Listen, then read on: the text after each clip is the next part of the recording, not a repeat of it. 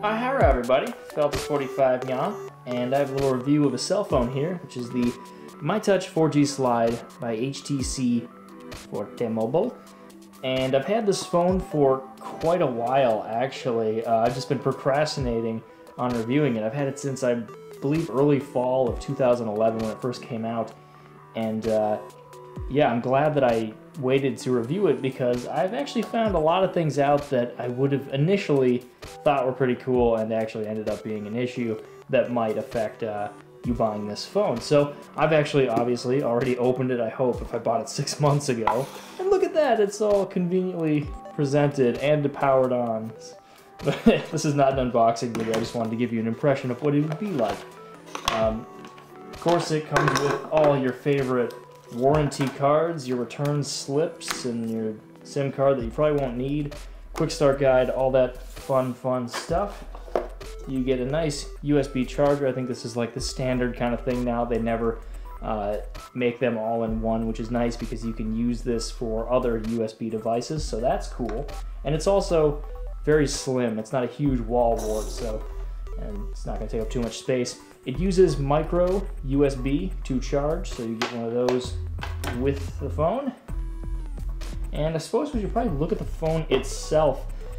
This phone is touted for having the best camera on all cell phones ever in existence so far, and it is pretty good, and I'll get to that later, but it's no DSLR or anything like that. So this phone is probably faster than my first computer. It has 1.2 gigahertz of processing power in the CPU, and it's dual core, so probably it's exponentially faster than my first computer. It also has nearly a gig of RAM. It has 768 megabytes of RAM. So this is a great phone. I've actually emulated PS1 games on it, and it runs very smoothly. So it's pretty fun to play with. It runs Android 2.3 at the moment. It might be updated to the latest. We'll see how far it goes. I know there's always a hardware limit eventually, but we haven't hit that, so that's good. It's running HTC Sense 3.0, if you're familiar with that interface. I believe it's on most of the other MyTouch devices. And I guess, yeah, we'll just go around the edge of the phone and I'll talk about more what's inside and everything. Alright, so as you probably guessed, yes, this is the front of the phone. It is a 3.7-inch LCD touchscreen, which is very accurate. I like it, and you'll see a little more when I go through the interface. Up top here, you have a front-facing camera for Skype and conferencing, an indicator light that changes various colors. I believe it has 3, white, red, and green, or orangish for when you're charging. Your earpiece, I guess, so you can hear people. That's always good in a cell phone. And if you can see it, probably not. There's a photo sensor behind there that allows for the phone to auto-adjust for brightness throughout the day and night, and that also locks the phone when you put it up to your head so you're not accidentally pressing buttons with your massive cheeks if you're a fat guy.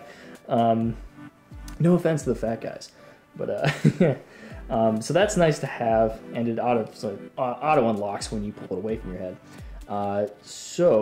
Down below we have the standard Android buttons, I guess, home, menu, back, and the Genius key, which is unique for the MyTouch phones. Oh, there's my camera there. Hello. When you press the Genius button, it's kind of like Siri for like an iPhone. In theory, it's supposed to like provide touchless communication with your phone. Let's say you could just press it and say, I need directions for Chinese food, and it would give you directions to several Chinese food places. Or you want it to play a song or open an application. It's hit and miss, to be honest, but it's always been that way with MyTouch. You really have to enunciate. And there's me. Hi, guys. The reflection of this thing is great. You can really, like, blind some people with it, but as you can see, probably, it does like to smudge. And I wash my hands quite a bit throughout the day. It is a fingerprint magnet, as a lot of people say. So, God, yeah, we'll go to the bottom. Oh, wait, no, I forgot this fun little feature here. This is the scroll ball, basically. It's just a sensor, and it's very accurate. I'll just kind of give you a sample of what it does. Just like that. So you don't have to clean your trackball like you used to have to do in your Sidekick or your BlackBerry. Or maybe it breaks or gets grime in it. It's really nice to have that because it's very flush with the phone. You're not going to be having to clean it. That's my #1 thing with it. Although I won't really use it that much, but you also can click it. So, you go back here. And on the side of the phone, you have your micro USB you'll use to charge and everything. And a volume rocker, which is flush with the phone, so you won't be hitting it that much. And if you're here asking about, does this phone have MHL? To my knowledge and testing, no. If you're asking, what is MHL? MHL is just a new media port thingy that basically allows you to output HDMI through micro USB ports like this. So it's really nice to plug it up to a projector or a TV to share presentations or just watch movies. Unfortunately, with the 2 MHL adapters I have, it has not worked, and I've tried it on devices with HDCP and without HDCP. So to my research, no. Everyone that's saying that it does have MHL output, they are lacking proof. I've never seen any pictures, and they've never claimed to have any or anything. But I think it's safe to say that statistically this phone was supposed to have MHL, but it does not have that ability, so sorry to say. Prove me wrong, please. I would really love to be proven wrong. Up at the top here, you also have the flush button. This is the standby button. For those of you that really want to output video, there's a 3.5mm jack right there. You can output RCA. You can set the different types of formats, PAL, NTSC, a couple other ones I think in there. So I guess it does have that option, but most people will just use it for headphones and stuff like that. And on top, the 2-stage camera button. You guys all know how that works. You press it down once to focus and click when you're ready. And I believe this also has the smile capture where everyone has to be smiling for it to take the picture, so that's kind of cool. And I guess we'll go to the back now. Ladies and gentlemen, the best camera in the entire world. No, I'll actually start talking about the camera on this phone because it's a huge selling point for this. This is pretty much what they're advertising more than the actual cell phone itself. The camera is 8 megapixels, autofocus, and it has these little values down here. I'll include those in the description. I believe that's the focus length and the wide angle something or other. It said in the manual, but I am no photographer. I've never taken any photography class, but I do know about things like shutter speed, and this claims to have one of the fastest shutter speeds of any cell phone.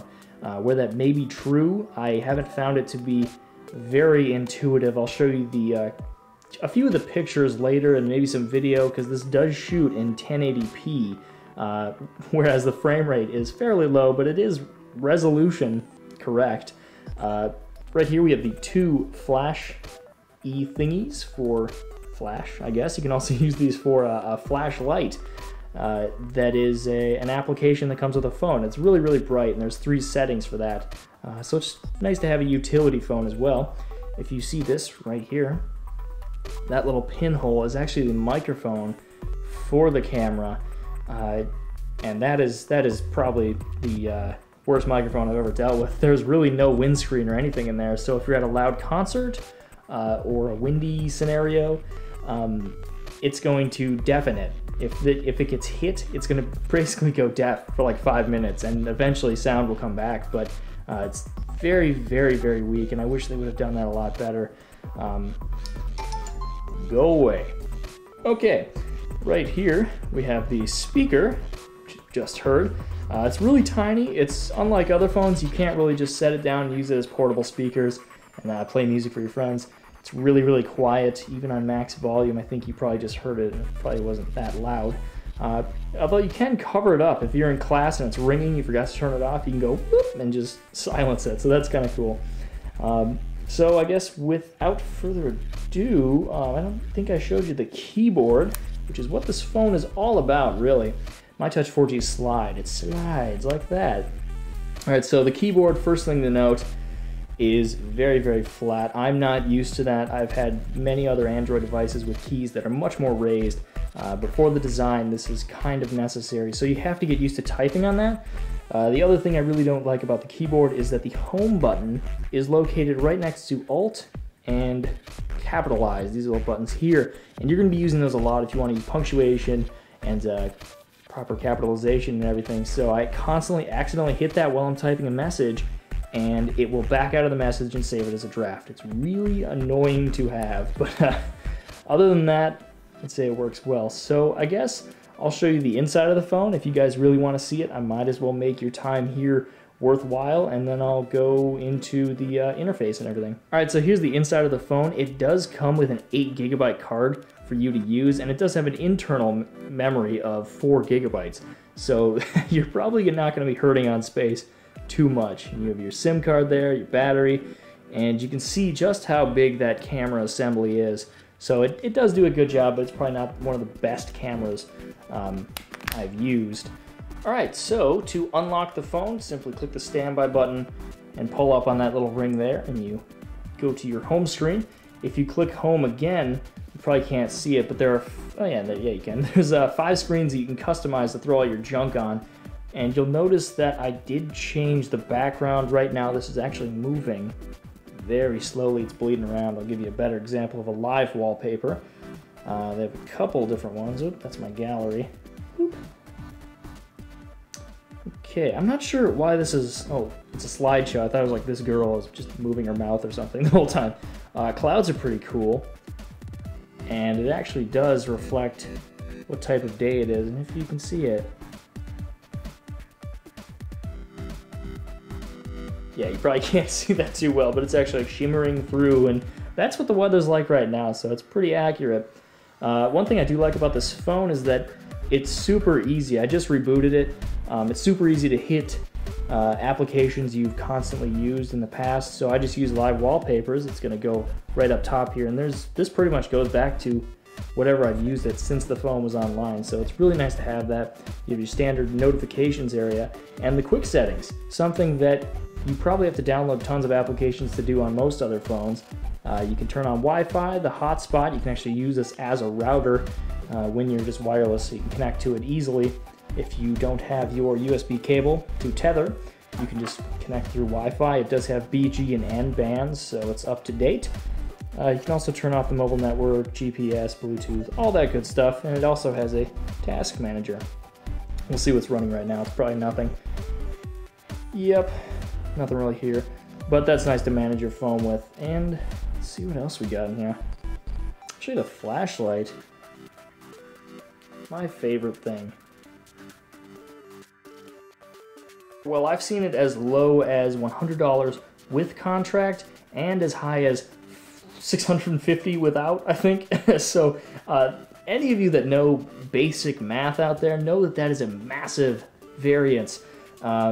Hopefully this drops a little in price without having to sign your life away for 2 years. I gotta say though, I did, and hopefully it was a good choice. It is nice to have the features like the router, so you don't have to tether to a single computer. You can have multiple people join your phone's router. It's also nice to kind of combine electronics. Rather than carrying around a decent digital camera, it just combines it into one device, so I'm not worrying about memory for it and charging it and yada yada yada. So now I think I'll show you guys some of the still frames and HD video I've shot, but before I go, I just want to ask you to please comment, rate. You don't have to subscribe, but if you do want to, I do have plenty of other great videos, and I really would appreciate feedback and maybe even questions. I'd be very grateful to answer those. Hopefully help you make an informed decision when purchasing this device, because it is quite expensive at the moment. So thanks for watching, guys. It's been Feltus45.